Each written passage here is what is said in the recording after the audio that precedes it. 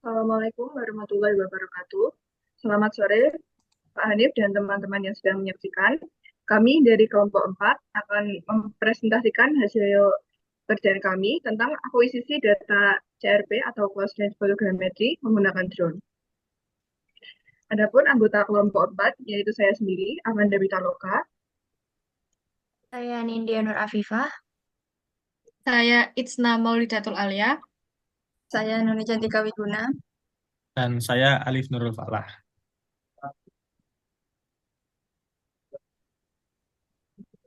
Berikut merupakan alat dan bahan yang kami gunakan. Untuk bahannya sendiri ada foto hasil Close Range Photogrammetry dari Lawang Sewu Semarang. Dan juga software yang kami gunakan ada Agisoft Metashape dan juga Cloud Compare. Baik, ini diagram alir dari pengurisan foto objek Lawang Sewu. Kemudian pengolahan pada Agisoft Metashape dibagi menjadi 3 bagian berdasarkan sudut pandang kamera, yaitu dari sudut pandang atas, sudut pandang depan, dan sudut pandang belakang. Dan tampaknya seperti di gambar ya. Kemudian pengolahannya diawali dari mengimport foto semua objek Lawang Sewu, kemudian dilanjut melakukan aleng foto pada objek Lawang Sewu dengan resolusi high, kemudian membuat point cloud-nya menggunakan dense cloud dan kualitinya juga high, dilanjut membuat build mesh dan tekstur pada masing-masing bagiannya tadi dari dense cloud yang sudah dibuat. Kemudian membuat modelnya pada masing-masing bagian juga, dan hasilnya jika sudah selesai diproses maka diekspor ke dalam format OBJ. Selanjutnya, pengolahan pada Cloud Compare. Untuk pengolahan pada Cloud Compare sendiri, yang pertama mengimpor semua file OBJ hasil pemrosesan yang tadi menggunakan Agisoft ke dalam lembar kerja software Cloud Compare. Ini semua 3 layer tadi dimasukkan ke dalam lembar kerja Cloud Compare, yang baik bagian dari atas, belakang, maupun dari depan. Next. Untuk langkah selanjutnya yaitu kan ini kalau apabila layernya semua langsung dimasukkan akan tampak bertambalan, sehingga untuk melakukan align foto atau proses selanjutnya akan susah. Jadi kita harus memisahkan layer-layer tersebut dengan cara eh, mengeklik salah satu layer yang bertambalan untuk melakukan editing. Selanjutnya, untuk menggeser modelnya dengan cara menggunakan tools, kemudian pilih translate or rotate. Nah, di sini untuk menggesernya dengan cara mengeklik kanan pada mouse, dan untuk mengubah rotasinya bisa menggunakan klik kiri pada mouse, sehingga apabila eh, semuanya dilakukan editing menggunakan translate and rotate, akan eh, layarnya tidak akan bertambalan lagi hingga masing-masing. Selanjutnya, jika sudah tidak ada layer yang bertambalan, maka pilih 2 layer untuk dilakukan proses align to clothes dengan cara mengselect 2 layer pertama. Nah, ini kemudian klik icon yang seperti pada gambar pada PowerPoint tersebut, yaitu align to clothes. Next. Nah, kemudian akan muncul jendela entity selector. Nah, ini kita harus memilih objek mana yang akan menjadi align, dan mana yang akan menjadi referensi. Nah, di sini ditanyakan select to be align. Jadi, objek mana yang akan menjadi align. Nah, eh, kelompok kami memilih yang tampak dari depan untuk dilakukan proses align. Kemudian pilih OK. Next. Nah, kemudian setelah dilakukan pemilihan mana yang align, akan muncul jendela pada lembar kerja tersebut, yang paling atas yang warna merah tersebut adalah objek yang align, yang bawah merupakan menjadi referensi. Nah, kemudian melakukan 4 titik referencing. Untuk jumlahnya eh, bebas, tapi sepertinya minimal 3. Kami mengambil pada sisi-sisi bagian atap karena eh, bagian atap ini masih bentuknya masih bisa untuk dilakukan referencing. Next.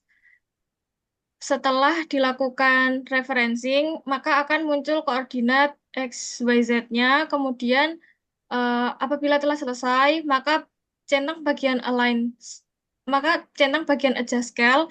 Nah, adjust scale ini akan memunculkan nilai error-errornya. Kemudian dilihat errornya apakah sudah lebih kecil daripada angka 1.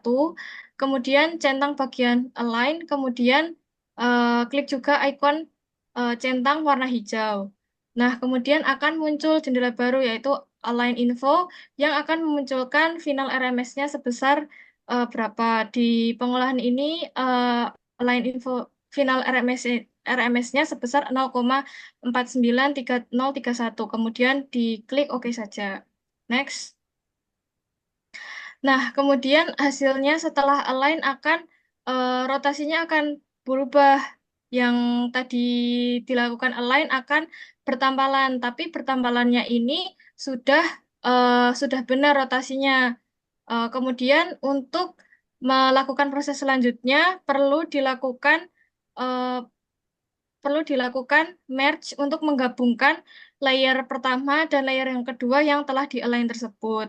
Nah, dengan cara pilih menu tools, kemudian pilih merge, sehingga kedua layer tersebut menjadi satu layer yang apabila digeser maupun dirotate akan menjadi satu bagian yang utuh. Next. Nah, tadi kan telah melakukan align foto di 2 layer. Masih ada 1 layer yang tersisa, sehingga kita harus melakukan eh, align maupun merge ke eh, layer selanjutnya, yaitu memilih 2 layer, yaitu layer yang merge and mesh yang tadi setelah kita buat di proses yang pertama, dengan layer OBJ yang tersisa tadi. Kemudian dilanjutkan prosesnya hingga selesai, hingga merge, kemudian next. Nah, ini hasil pemodelannya. Untuk hasil pemodelan 3D-nya, menunjukkan bentuk geometris bangunan Lawang Sewu secara umum yang sudah representatif dan menyerupai kondisi nyata. Proses pemodelan ini dilakukan dari 3 sudut pandang, yaitu atas, depan, dan belakang, dengan tujuan menangkap bentuk struktur secara menyeluruh. Hasil ini berhasil merepresentasikan struktur besar seperti atap, dinding, dan fasad bangunan. Namun, pada tahap ini masih ditemukan banyak noise, yaitu titik-titik atau bagian yang tidak termasuk bagian dari objek utama bangunan. Noise ini kemungkinan berasal dari latar belakang, vegetasi, bayangan, atau kualitas foto yang kurang baik. Selain itu, detail model tampak kasar atau belum presisi secara spasial, yang menandakan bahwa proses dense cloud dan mesh belum optimal. Hal ini berdampak pada kualitas visual dan keakuratan interpretasi bentuk arsitektural bangunan. Next. Untuk hasil pemodelan 3D setelah menghilangkan noise, yang dilakukan menggunakan Agisoft, model menjadi lebih bersih dan rapi secara visual, terutama pada batas-batas struktur bangunan. Meski demikian, teksturnya masih terlihat masih agak kasar dan beberapa bagian tampak berlubang. Hal ini bisa terjadi karena akibat ketidakcukupan sudut pandang foto atau kurangnya titik tie point yang tersebar merata.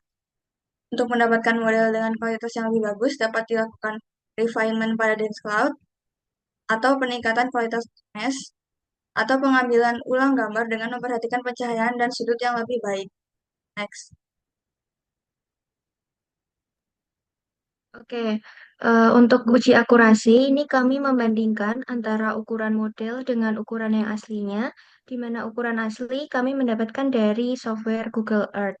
Oke, untuk uji yang pertama yaitu lebar atap samping pada model atau pada Agisoft kita dapatkan ukuran 24,5 meter. Sedangkan di Google Earth didapatkan ukuran 24,4 meter. Selisihnya sekitar 0,1 meter. Kemudian yang kedua, lebar atap bawah di Agisoft didapatkan ukuran 24,7 meter, sedangkan di Google Earth didapatkan ukuran 24,84 meter. Selisihnya juga termasuk sedikit, yaitu sekitar 0,14 meter. Next. Uji ketiga yaitu pada bagian panjang, di Agisoft didapatkan ukuran 56,7 meter, sedangkan di Google Earth didapatkan ukuran 56,64 meter, di mana selisihnya juga masih sekitar 14 cm.